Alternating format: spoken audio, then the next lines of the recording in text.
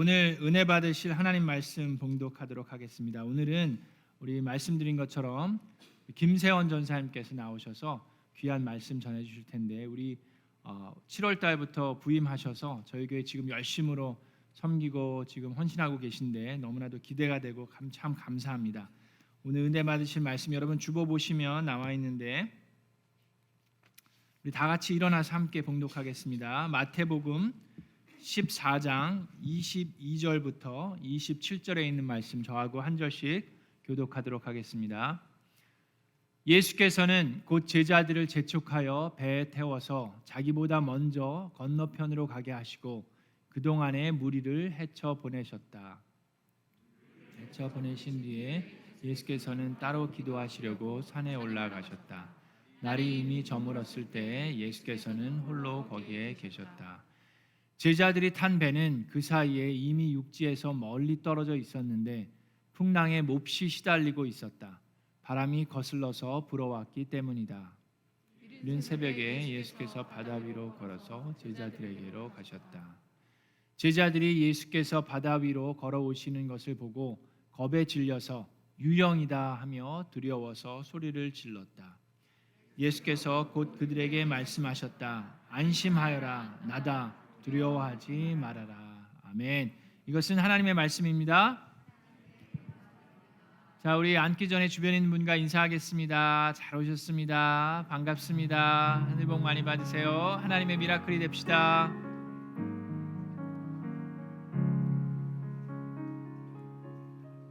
자, 우리 김세원 전사님 올라오셔서 하나님의 귀한 말씀 전해 주실 텐데, 우리 뜨거운 격려의 박수로 우리 환영해 주시면 감사하겠습니다.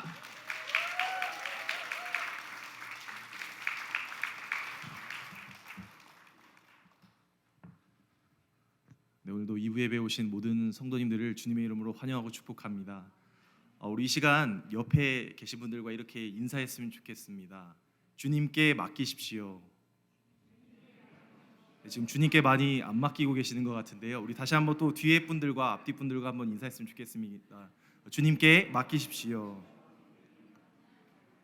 네, 오늘 예배를 통하여서 모든 것을 주님께 맡기시는 저와 모든 성도님 되기를 원합니다. 저는 오늘 너무나도 두렵고 떨리는 마음으로 이 자리에 섰습니다. 부족한 저에게 말씀을 전할 수 있도록 인도해 주신 우리 하나님께 먼저 감사드리고, 또 목사님과 또 여기 계신 성도님들께 감사합니다. 저는 오늘 본문 말씀을 중심으로 말씀을 나누고, 또 나중에 기회가 된다면 또 저의 개인적인 이야기를 또 간증을 또 함께 나누게 될 줄로 믿습니다. 오늘의 말씀의 배경이 되는 곳은 우리가 너무나도 많이 들었고 또 잘 알고 있는 갈릴리 바다입니다. 여러분, 갈릴리가 바다인가요? 네, 호수입니다. 갈릴리는 분명히 호수인데 왜 바다라고 말하나라고 우리가 한 번쯤은 생각해 볼 수가 있습니다. 우리가 고대 히브리어의 원어를 보게 되면 호수와 바다를 따로 구분하지 않고 바다라고만 이렇게 칭하였습니다. 당시 히브리 사람들은 지중해를 큰 바다라고 하였고, 또 갈릴리 호수와 같은 곳을 작은 바다라고 불렀습니다. 따라서 오늘날까지도 또 오늘 말씀과 같이 호수가 아닌 갈릴리 바다로 또 번역되어서 불리워지고 있는 것입니다. 저는 개인적으로 여행을 참 좋아합니다. 하나님의 은혜 가운데 이제까지 약 40여 개국의 나라를 또 여행으로 가기도 하였고, 선교로 가기도 하였고, 유학을 갔다 오기도 하였는데요. 저는 그 여행을 하는 것 중에서 가장 중요하게 생각하는 부분 중 하나가 바로 기독교 역사의 어떠한 배경이 되는 곳, 또 그리고 성경의 배경이 되는 그러한 곳을 여행하는 것을 가장 좋아합니다. 저에게 이제까지 여행한 나라에서 어떤 나라가 가장 좋았냐라고 저에게 물어보신다면 저는 이스라엘이라고 말씀드리고 싶습니다. 마음속으로 아마 당연히 전도사니까 성경에 있는 그 나라를 좋아하겠지라고 이렇게 하실 수도 있지만, 이스라엘이 저에게는 너무나도 기억에 많이 남는 곳입니다.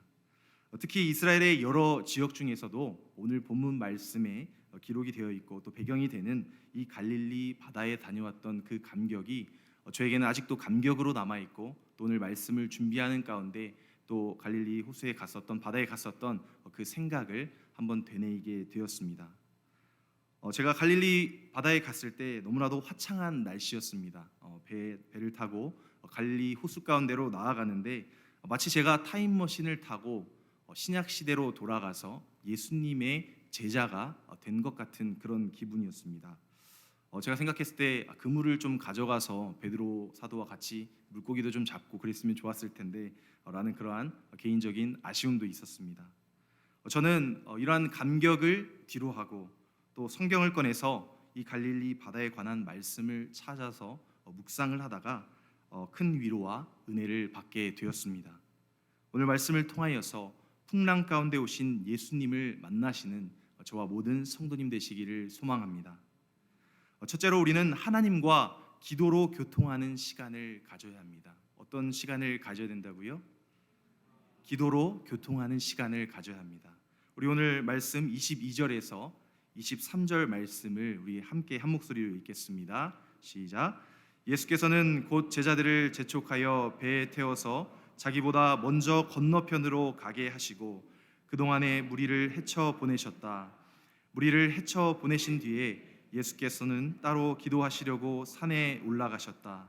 날이 이미 저물었을 때에 예수께서는 홀로 거기에 계셨다. 아멘. 예수님께서는 함께 있었던 이 제자들을 재촉하셔서 배에 태워서 갈릴리 호수 바다 건너편으로 제자들을 보내셨습니다. 또한 예수님을 따르고 있는 무리들을 보내셨습니다. 그리고 예수님께서는 산에 올라가셔서 홀로 남아 계셨습니다. 예수님께서 홀로 남아 계신 이유는 무엇입니까? 바로 우리 하나님 아버지께 기도하기 위해서였습니다. 또 다른 이유는 오병이어의 이적을 체험하고 예수님을 따랐던 무리들로부터 벗어나기 위함이었습니다.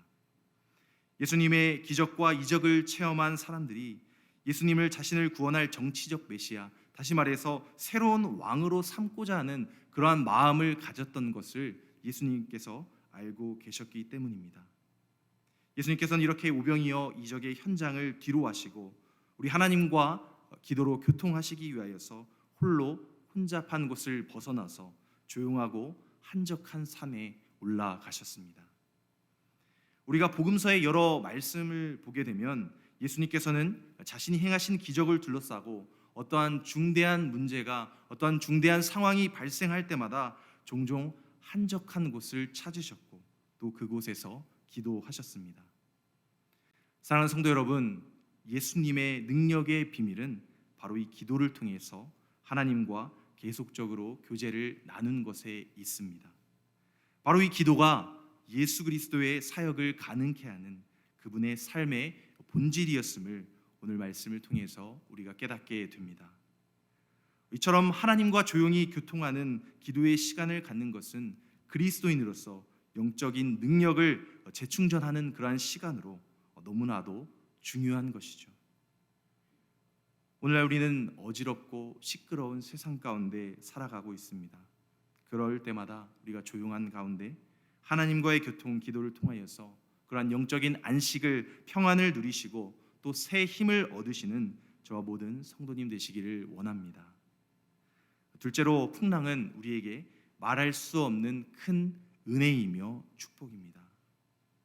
우리 24절에서 25절 말씀을 함께 읽겠습니다.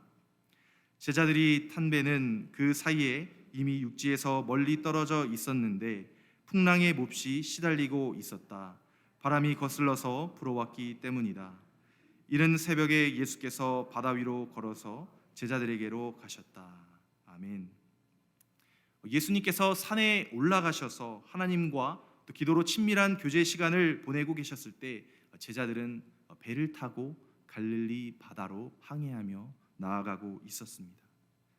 그러나 그 항해 가운데 풍랑이라는 그러한 큰 문제를 마주하게 되었습니다. 예수님의 제자들은 너무나도 위험한 상황 가운데 있었다라는 것이죠. 잘못하면 배가 뒤집혀서 모두 익사할 수도 있는 그러한 급격한 상황 가운데 있었습니다. 아무리 수영을 잘하는 어부 출신이라고 해도 이 풍랑을 당해낼 사람은 없었기 때문입니다. 만약에 배가 육지에서 가까운 곳에 있었더라면 어떻게 헤엄쳐서라도 걸어가서라도 또 다른 시도를 통해서 살려고 노력을 해봤을 텐데 24절의 말씀과 같이 제자들이 탄 배는 이미 육지에서 멀리 떨어져 있는 상황이었다라는 것이죠. 또한 배를 항해하는 그러한 시점도 좋지 않았습니다. 여러분, 낮에 풍랑을 만나도 두렵지 않겠습니까? 그런데 아무것도 보이지 않는 이 어두움 가운데서 여러분 풍랑을 만났다라고 한번 생각해 보시기 바랍니다. 이 두려움은 이루 말로 표현할 수 없는 것이죠. 여러분, 어부 출신인 제자들이 얼마나 배를 항해하는데 능숙했던 사람들이었겠습니까? 오늘의 언어로 우리가 얘기하자면 1등 항해사이지 않겠습니까? 그러나 제자들이 탄 배는 풍랑에 밀려서 한 걸음도 전진하지 못하고 있는 상황 가운데 놓여 있었습니다. 24절의 말씀을 보게 되면 오죽하면 풍랑에 몹시 시달리고 있었다라고 표현하고 있을까요? 제자들은 풍랑으로 인하여서 육체와 또 정신적으로 급격한 위기를 마주하게 되었던 것입니다. 그들에게 더 이상 희망이 없었고 남아있는 것은 바로 죽음에 대한 공포뿐이었다라는 것이죠. 여러분, 이러한 공포 가운데 사투는 그저 1, 2분이 아니라 10분, 20분이 아니라 여러 시간 동안 새벽까지 계속되었다라는 것입니다. 우리는 여기서 한 가지 의문을 갖게 됩니다. 예수님께서는 왜 제자들로 하여금 장시간 동안 바다 가운데서 바로 이 극도의 어려움을 당하도록 내버려 두셨을까라는 것이죠. 여러분, 우리 인간은 어떠한 한계의 상황에 직면했을 때에 비로소 전심으로 하나님을 찾게 됩니다. 하나님을 잘 믿는다고 고백하는 우리 그리스도인들 가운데서도 평상시에는 우리 하나님보다 우리 자신을 더욱 신뢰하는 경향이 있습니다. 하지만 우리 자신의 능력이 한계에 다다르고 또 더 이상 출구가 보이지 않을 때 우리는 비로소 두 손을 들고 진실한 마음으로 하나님의 이름을 부르며 찾게 됩니다. 예수님께서 사랑하는 제자들을 죽음의 직전 상황까지 내모신 것은 제자들이 자기 자신에 대한 그러한 신뢰를 버리고 오직 하나님만을 신뢰하고 하나님께만 소망을 두며 살아가도록 가르치시기 위한 것이었습니다. 훈련이었다라는 것이죠. 그것이 바로 제자의 도이기 때문입니다. 우리에게 있어서 고난이란 절대로 나쁘기만 한 것은 아닙니다. 물론 고난을 당하지 않으면 좋겠죠. 하나님께서는 풍랑 같은 고난을 통하여서 하나님의 신실하신 그 사랑과 놀라운 은혜를 저와 여러분들에게 허락해 주시기 때문입니다. 우리가 잘 알고 있는 사도 바울은 복음을 증거할 때마다 항상 어려움 가운데 직면해 있었습니다. 그는 죽음의 문턱까지 갔었던 적이 한두 번이 아니었습니다. 그때마다 사도 바울이 배운 것은 무엇이었습니까? 바로 하나님에 대한 전적인 신뢰와 소망이었습니다. 우리 고린도후서 1장 8절에서 9절 말씀을 제가 읽겠습니다. 형제자매 여러분, 우리가 아시아에서 당한 환난을 여러분이 알기를 바랍니다. 우리는 힘에 겹게 너무 짓눌려서 마침내 살 희망마저 잃을 지경에 이르렀습니다. 우리는 이미 죽음을 선고받은 몸이라고 느꼈습니다.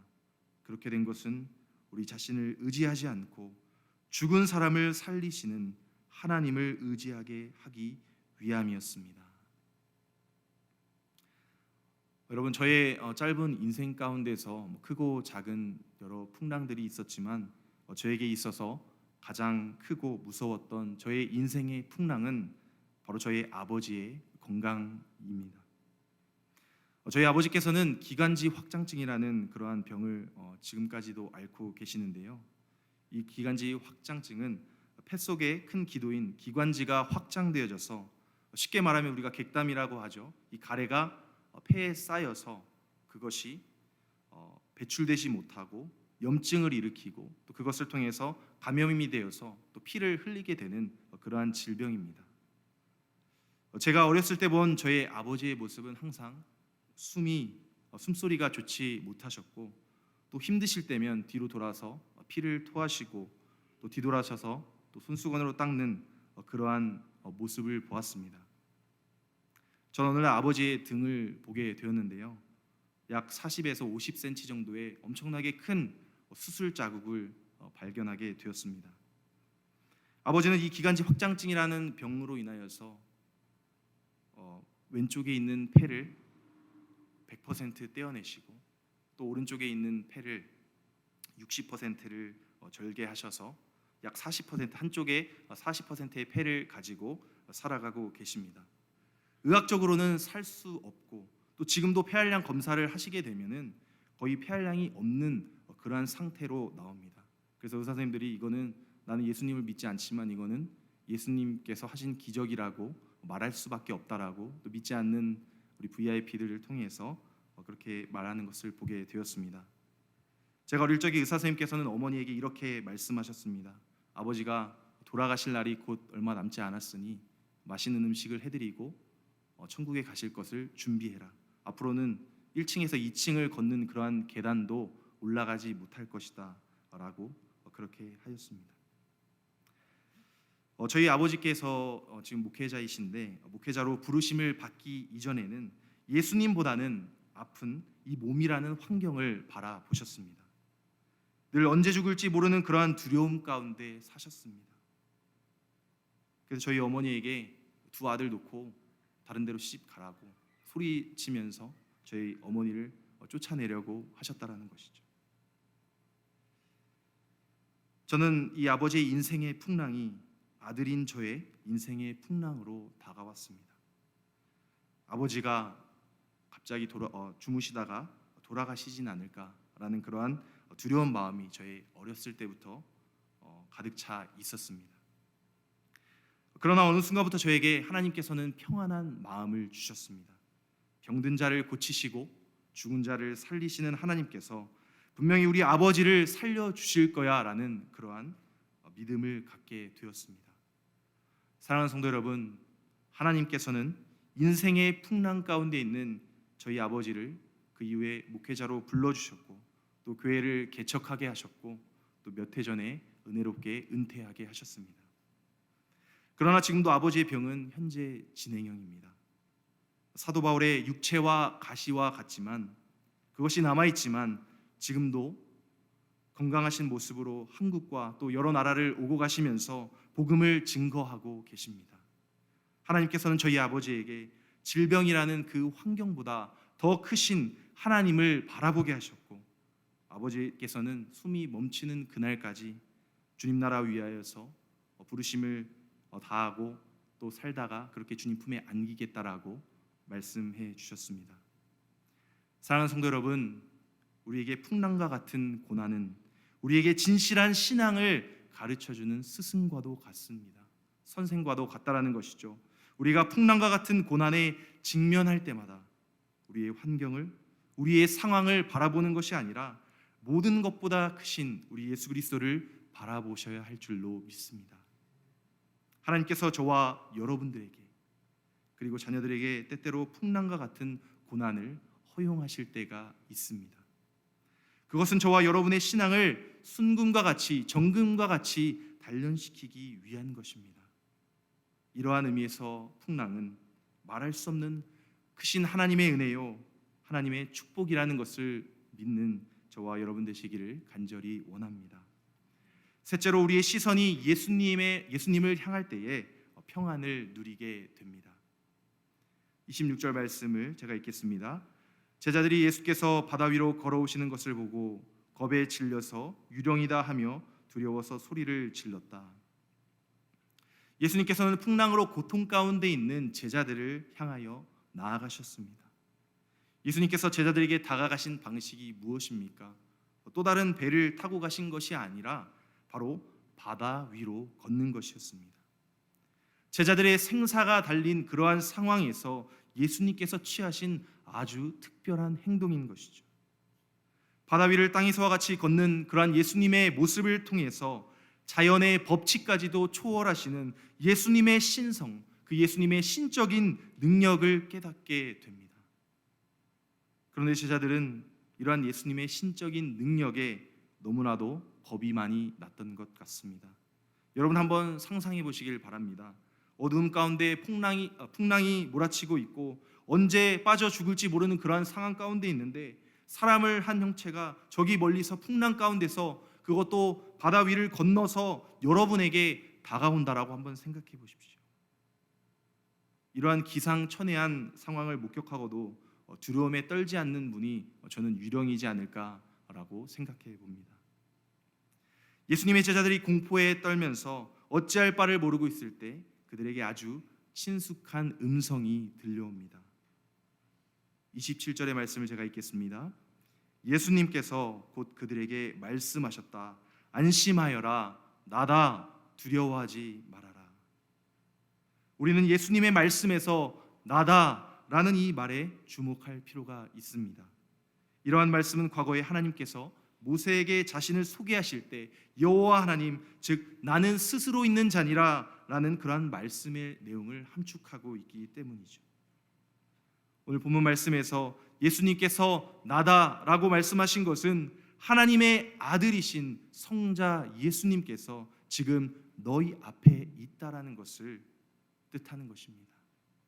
예수님께서 자신을 소개하심으로써 하나님께서 모세에게 힘과 용기를 주셨던 것과 같이 예수님께서는 제자들에게 동일한 말씀으로 자신을 소개함으로써 고난 가운데 있는 또한 어쩔 줄 몰라 하는 제자들에게 힘을 주신 것입니다. 이러한 예수님의 음성은 죽음의 문턱에서 사투를 벌이고 또 반복하고 있는 제자들에게는 엄청난 위로의 음성이 아닐 수가 없는 것이죠. 예수님의 음성을 들은 제자들에게는 공포가 사라지고 마음에 평안이 찾아오게 됩니다.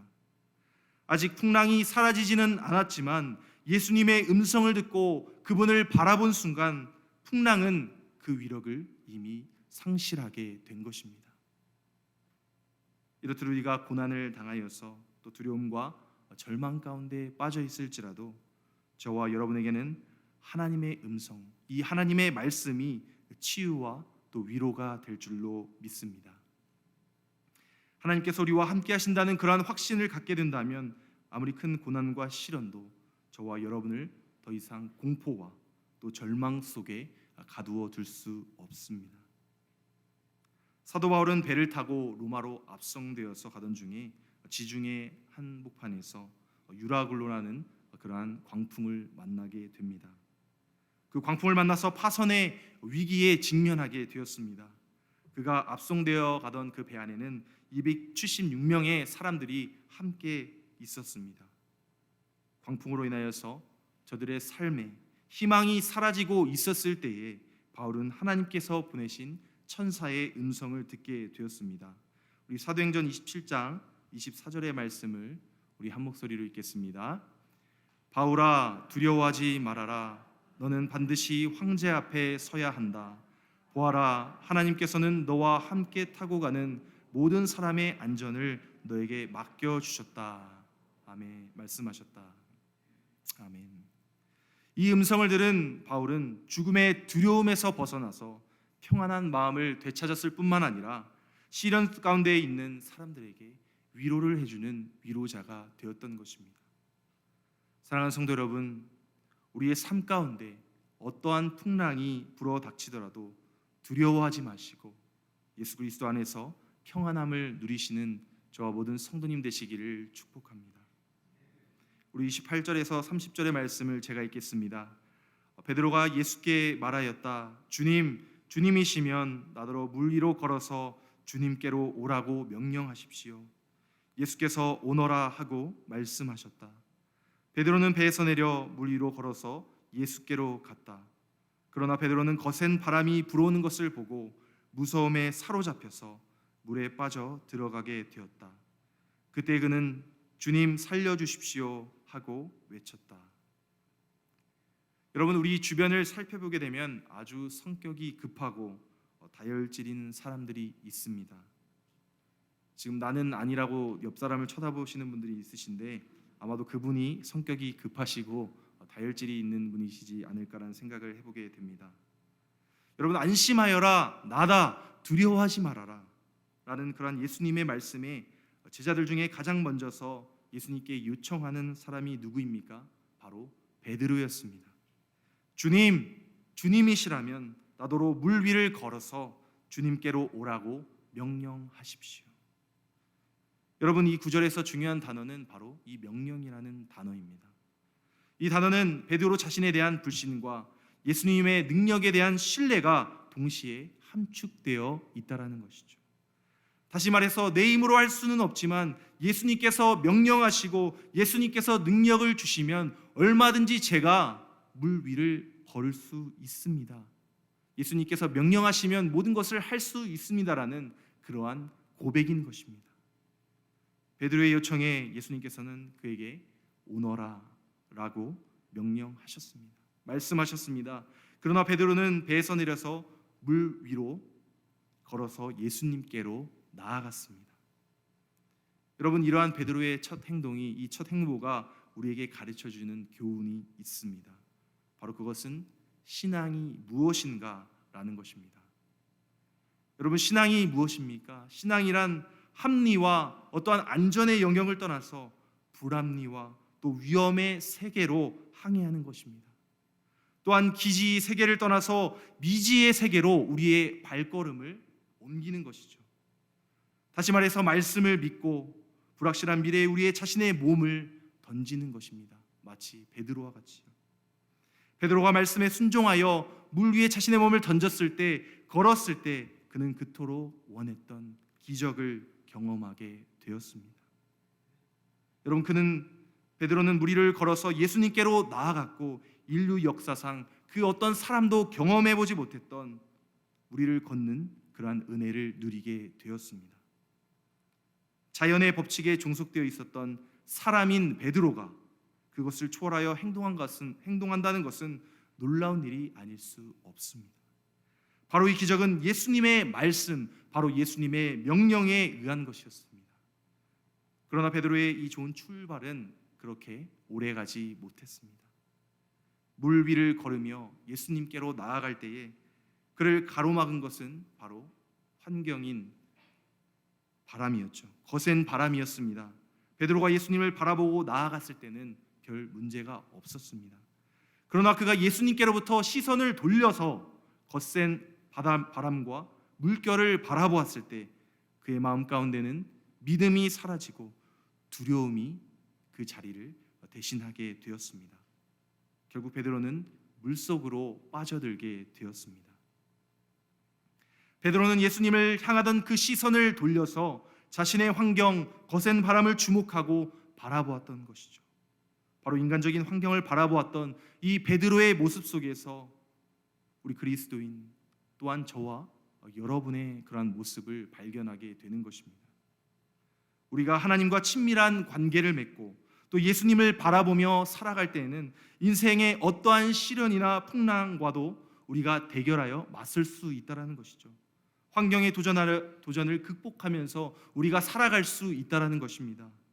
그러나 우리가 하나님과 하나님의 말씀에서 눈을 떼어서 인간적이고 세상적인 그러한 환경을 우리가 어려움을 바라보고 또 그것으로 인하여 우리가 두려움 가운데 머물고 있을 때에 우리는 흔들리고 베드로와 같이 넘어지고 베드로와 같이 물속으로 빠져들게 된다는 것입니다. 사랑하는 성도 여러분, 우리가 어떠한 풍랑 가운데 있을지라도 오직 우리의 시선을 예수님께로 향하여서 안전함과 평안함을 누리시기를 원합니다. 마지막 네 번째로 우리를 살리시는 분은 오직 예수 그리스도뿐입니다. 우리를 살리시는 분은 누구뿐이라고요? 오직 예수님 뿐이십니다. 베드로가 예수님으로부터 시선을 돌려서 자신의 환경, 즉 거센 바람과 물결을 바라보았을 때에 바로 그때부터 그는 물속으로 빠져들게 되었습니다. 이때 베드로는 이렇게 외쳤습니다. 주님, 살려주세요. 주님, 저를 구원해 주세요. 우리는 이러한 베드로의 외침을 한번 생각해 볼 필요가 있습니다. 한번 음미해 볼 가치가 있다는 것이죠. 베드로가 살려달라고 구원한 요청은 두 가지의 사실을 포함하고 있었습니다. 첫째는 베드로는 자신의 무능력을 고백했다는 것이죠. 여러분, 수영에 능숙했을 베드로는 자신의 능력으로, 자신의 수영 실력으로 그 문제를 해결하려고 하지 않았습니다. 자신의 능력으로 구원이 불가능한 상황임을 그는 알고 깨닫고 있었다는 것이죠. 둘째로 그는 예수님의 그 능력을 신뢰했습니다. 여러분, 자신을 구원할 능력이 없는 사람에게 구원을 요청한다는 것은 어불성설입니다. 여러분, 저는 지금 여기에는 없지만 기쁨이 넘치는 그러한 분과 신혼여행으로 마이애미에 다녀왔습니다. 저와 아내는 바닷가를 너무나도 좋아합니다. 아마 이 캘리포니아 이 서부에 있는 해변은 거의는 아니지만 많이 가보았는데요. 신혼여행에 갔는데 여러분, 저희는 물속에 들어가지 않았습니다. 왜 물속에 들어가지 않았을까요? 추워서. 또 물속에 왜 들어가지 않았을까요? 네, 수영을 하지 못하기 때문입니다. 기쁨이 넘치는 저의 아내가 저에게 이렇게 얘기했습니다. 당신 수영도 못하는데 혹시 내가 물에 빠지면 나 어떻게 구해줄 거야? 라고 그렇게 물어봤는데요. 저는 이 말에 이렇게 대답했습니다. 우리 둘 다 물에 들어갈 일은 없을 거예요.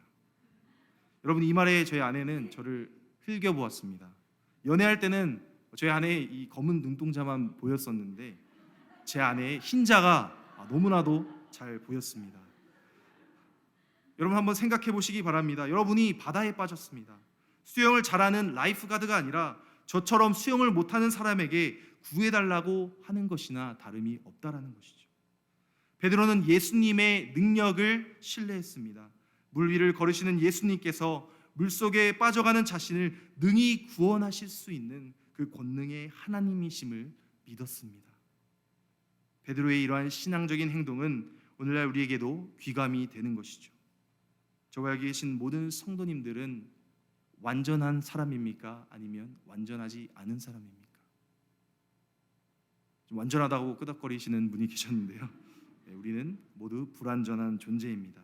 우리가 세상에서 살아갈 때에 우리의 나약함으로 인하여서 넘어질 때가 종종 있습니다. 사실 종종이 아니라 매 시간, 매 순간마다 매 초마다 여러분, 우리 마음속으로, 우리의 머릿속으로 얼마나 많이, 그것도 자주 넘어집니까? 베드로와 같이 물에 빠질 때가 많다라는 것이죠. 여러분, 바로 그때 저와 여러분이 취해야 될 우리의 행동은 무엇입니까? 바로 베드로와 같이 주님 살려주세요, 주님 구원해주세요 라고 고백하는 것입니다. 우리 한번 같이 외쳐볼까요? 주님 살려주세요, 주님 저를 구원해주세요. 여러분, 베드로가 예수님께 우리가 함께 외쳤던 이 구원을 요청했을 때 어떠한 놀라운 일이 일어났습니까? 우리 31절 말씀을 함께 읽겠습니다. 예수께서 곧 손을 내밀어서 그를 붙잡고 말씀하셨다. 믿음이 적은 사람아, 왜 의심하였느냐? 베드로가 예수님께 구원을 요청했을 때에 어떠한 일이 일어났습니까? 예수님께서는 즉시 손을 내밀으셔서 베드로를 붙잡아 주셨다는 것이죠. 그를 살려주셨습니다. 그를 구원해 주셨습니다. 예수님의 손을 잡은 베드로는 다시 물 위에 설 수 있게 되었습니다. 인류 역사상 물 위를 2번씩이나 걷게 된 그러한 은혜를 누리게 된 사람이 바로 베드로였죠. 사랑하는 성도 여러분, 혹시 지금 여러분의 인생이 풍랑 가운데 있으십니까? 베드로와 같이 예수님을 바라보시길 바랍니다. 예수님을 바라볼 때에 우리 주님께서 손 내밀어 주시고 저와 여러분을 살려 주실 줄 믿습니다. 구원해 주실 줄 믿습니다. 베드로를 구원해 주신 예수님께서는 베드로에게 이렇게 질책하셨습니다. 믿음이 적은 사람아, 왜 의심하였느냐? 베드로는 큰 믿음으로 출발하였습니다. 그러나 환경의 도전을 극복하지 못하고 의심함으로써 실패하게 되었던 것이죠. 예수님께서 베드로를 질책하신 것은 믿음의 어떠한 양적인 측면이 아니라 믿음의 질적인 측면입니다. 다시 말해서 불안정하고 항속성이 없는 그러한 믿음에 대하여서 질책하신 것이죠. 여러분, 신앙의 반대는 무엇입니까? 의심이죠. 의심은 하나님 앞에서 죄라고 성경 말씀에 기록되어 있습니다. 우리가 자주 하나님 앞에 범하는 죄는 바로 이 의심하는 죄입니다. 예수님의 제자인 우리가 예수님의 신적인 능력을 우리가 의심하게 되면, 하나님의 말씀을 의심하게 되면 죄가 된다라는 것이죠. 우리가 안정적이고 항속적인 그러한 믿음을 지켜나갈 수 있는 길은 무엇입니까? 바로 그것은 정확하고 오류가 없는 거룩한 하나님의 말씀을 묵상하고 우리 말씀 읽었듯이 예수님께서 기도하신 것과 같이 그 기도의 생활을 우리의 삶 가운데 체질화하는 것입니다. 말씀으로 단련하고 또 기도로서 하나님과 동행하면 거친 환경의 도전을 제압하고 어떠한 상황 가운데서도 흔들리지 않는 그러한 견고한 믿음, 참된 믿음, 온전한 믿음으로 승리하는 그러한 삶을 살게 될 줄로 믿습니다. 본 말씀 32절에서 33절 말씀을 제가 읽겠습니다. 그리고 그들이 함께 배에 오르니 바람이 그쳤다. 배 안에 있던 사람들은 그에게 무릎을 꿇고 말하였다. 선생님은 참으로 하나님의 아들이십니다. 아멘. 예수님께서 배에 오르시자마자 놀라운 일들이 일어났습니다. 거세게 불던 풍랑이 잠잠해진 것이죠. 마치 전에 아무런 일도 없었던 것과 같이 너무나도 잠잠해졌습니다. 사랑하는 성도 여러분, 우리의 인생의 배에 우리 예수님께서 함께 오르실 때에 우리의 인생의 항로가 순탄하게 될 줄로 믿습니다. 그토록 흉흉하던 풍랑이 잠잠해진 것을 통하여서 우리는 예수님께서 자연까지도 다스리시는 하나님의 아들이라는 그 사실을 깨닫게 됩니다. 배 안에서 있었던 사람들은 예수님께 무릎을 꿇고 말하였다라고 33절에 기록하고 있습니다. 여기서 무릎을 꿇었다는 그 말은 원어로 보았을 때 절하다, 예배하다, 경배하다라는 그러한 의미를 가지고 있습니다. 무릎을 꿇었다는 것은 단순한 존경의 표시가 아닙니다. 그것은 신적 대상에 대한 예배의 경배의 의미를 가지고 있는 것입니다. 당시 제자들은 자연까지도 제압하시는, 자연까지도 다스리시는 그 예수님의 능력을 보고 선생님은 참으로 하나님의 아들이십니다라고 고백하며 경배했던 것입니다. 오병이어의 기적과 또 물 위를 걸으시고 풍랑을 잠잠케 하시는 그 예수님의 이적을 목격한 제자들은 이제 예수님을 선지자나 어떠한 스승이 아니라 바로 성자 예수님, 바로 하나님의 아들이심을 비로소 깨닫게 된 것입니다. 선생님은 참으로 하나님의 아들이십니다라는 이 고백이 저와 여러분의 고백이 될 줄로 믿습니다. 말씀을 맺겠습니다. 사랑하는 성도 여러분, 제자들이 항해하고 있었던 이 배를 뒤흔든 바람과 파도는, 풍랑은 이제 잔잔해지고 갈릴리 바다가 고요하게 되었습니다. 이제 제자들이 타고 있었던 이 배는 순탄하게 목적지를 향하여 나아갈 수 있게 되었습니다. 이러한 사실은 우리의 인생에 있어서 가장 중요한 것이 무엇이며 우리의 인생의 항해를 순탄하게 만들어 갈 수 있는지 그것을 분명하게 보여주고 있는 것이죠. 그것은 바로 예수님께서 우리에게 손을 내밀어 주시고 우리 인생의 배에 함께 동승해 주시는 것입니다. 우리는 오직 예수 그리스도와 함께 할 때에 주께서 우리의 인생 가운데 개입하셔서 우리의 인생을 이끌어 주실 때에 비로소 우리가 평안한 삶을 누리게 되는 것입니다. 우리의 삶 가운데 예수님을 향한 그 시선이 우리의 환경과 우리가 살아가고 있는 이 세상 가운데로 향하게 된다면 우리는 거센 풍랑으로 인하여서 좌초될 수밖에 없습니다.